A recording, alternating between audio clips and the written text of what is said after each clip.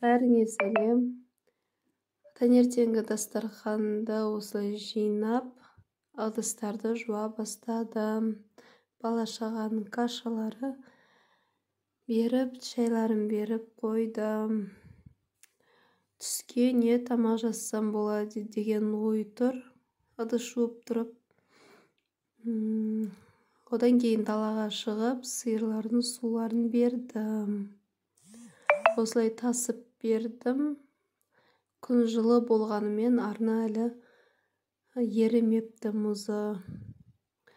Арасында көмірді тасып үйге кіргізіп алдым. Есіктің алдын қағып, сілкіп, аяқ киімдерді дұрыстап қойып, реттедім. Ал түсте осындай кішкене ет салып қойдым. Бала-шаға сорпа ішсін деп. Одан кейін арасында магазинге барып келдім. Жұмсақ ет нан елеп қойдым. Наным жұмсақ болып қапты. Кішкене көбірек құйып жіберіппін суын.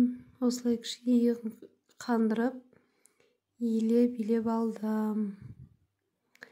Арасында далаға шығып, топ тұрған күлді тачканы төгіп қойдым.